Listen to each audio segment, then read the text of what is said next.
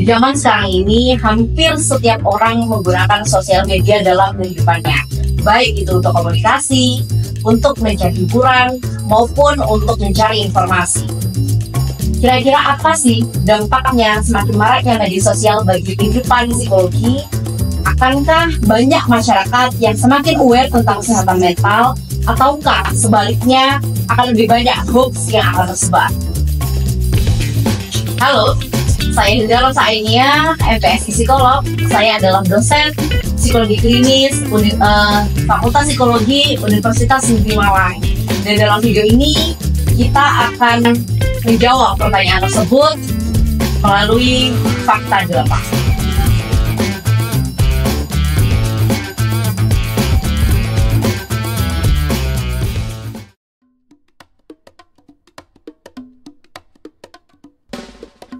Boleh dong, pergi ke psikolog itu nggak harus ada masalah yang berat.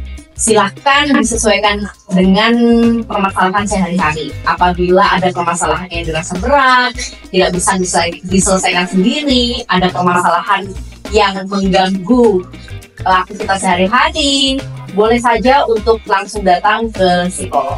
Tenang aja, kita nggak akan menjudge kamu kok.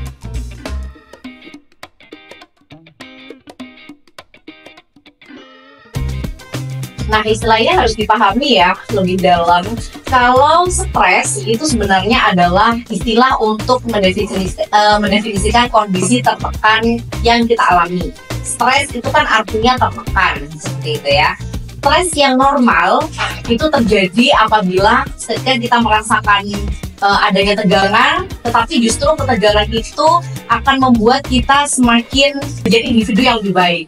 Contohnya, ketika kita sedang stres karena ujian, gitu, kita justru akan belajar supaya nilai ujian kita semakin baik. Lalu kemudian berbeda dengan kecemasan. Kalau kecemasan dan stres itu biasanya saling terkait. Kalau kecemasan itu biasanya terjadinya sebelum permasalahan itu terjadi. Jadi kecemasan itu lebih banyak terjadinya karena sesuatu yang belum terjadi atau sesuatu yang dicemaskan itu tidak ada. Jadi itu hanya ada dalam pikiran kita. Kemudian kalau depresi itu lebih dalam lagi ya. Depresi itu terkait dengan gangguan emosional. Kalau depresi lebih banyak tentang perasaan yang berat untuk memulai aktivitas, perasaan demotivasi, bahkan untuk bangun dari tempat tidur aja rasanya berat sekali. Itu juga disertai dengan aktivitas-aktivitas yang terganggu. Contohnya pola makan terganggu, pola tidur terganggu, pun juga terkait dengan pemikiran untuk mengakhiri hidup. Nah, dan istilah depresi itu memang harus digunakan secara bijak. Jangan sampai digunakan untuk mendiagnosa diri sendiri atau self-diagnosis.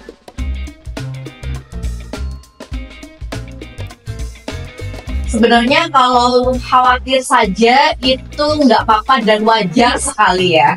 Tetapi yang jadi permasalahan di sini adalah karena kita ada seorang ya atau individu itu punya gejala-gejala yang dianggap sama dengan gejala yang dia hasil searching itu, akhirnya dia mulai menyebarkan isu-isu tersebut tanpa dasar atau tanpa diagnosa dari professional helper yang jelas, dan itu berbahaya buat dia.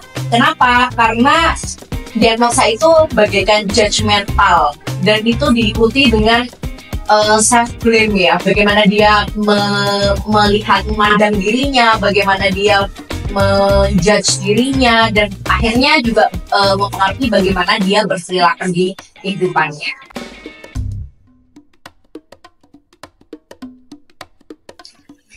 Waduh, ini bahaya banget ya, terutama orang-orang yang sudah mulai paham tentang psikologi. Menjudge atau melabeli itu hal yang sangat melanggar kode etik. Kenapa? Karena sebaiknya walaupun kita sudah tahu tentang psikologi, kita tidak melabeli seseorang, karena itu bisa merusak citra dirinya. Kita bahkan bisa menyebarkan hoax, dan itu berbahaya. Apalagi sampai orang tersebut punya citra diri yang buruk dan memandang buruk terhadap dirinya sendiri akibat omongan kita, dan itu sangat berbahaya. Bahkan kita yang psikolog aja itu tidak boleh sembarangan melabeli tanpa ada dasar yang kuat.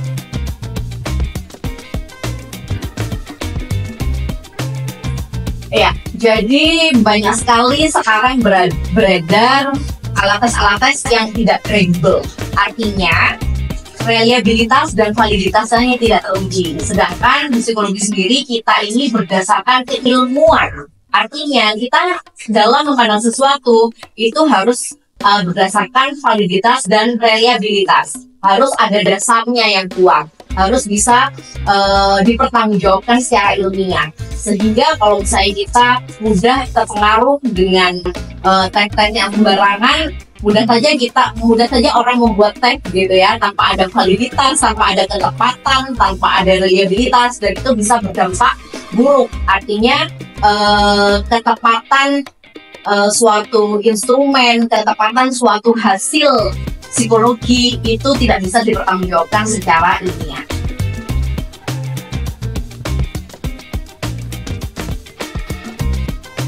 Sebenarnya gini, dalam psikologi itu kata sembuh itu diganti dengan kata pulih.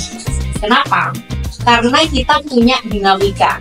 Pun kesembuhan atau pulihnya kita itu juga ada dinamikanya.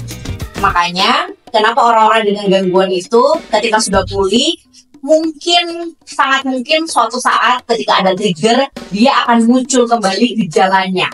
Mungkin gejalanya bisa lebih ringan atau bisa gejala yang berat sekalipun. Makanya kita tidak bisa menjanjikan bahwa pasien itu akan sembuh. Kita hanya bisa menjanjikan dia akan pulih dengan observasi.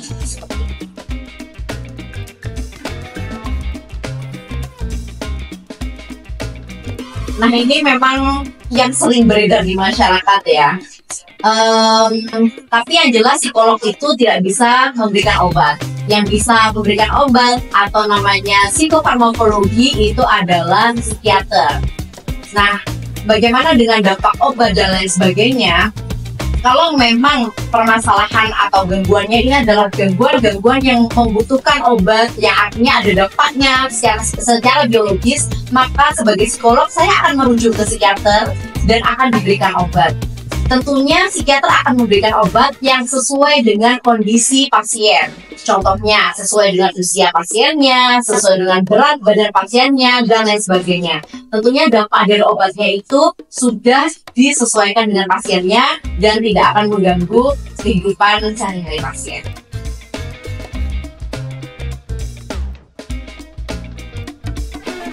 Yang bisa kita lakukan yang pertama adalah membangun awareness bahwa dia ini sedang tidak baik-baik saja dan membutuhkan professional helper, sehingga dia akan dengan sendirinya memiliki kesadaran untuk melakukan berobat seperti itu ya. Tetapi kita juga yang kedua bisa menjadi emotional support atau social support. Jadi kita bisa memberikan dukungan penuh terhadap dia sebagai teman kita. Contohnya misalnya yang mengalami mental illness gitu ya, kita memberikan dukungan, kita tanya bagaimana keadaan dia hari ini, apakah sudah makan, sudah tidur nyenyak, lalu apakah perlu didampingi untuk ke psikolog atau psikiater, seperti itu.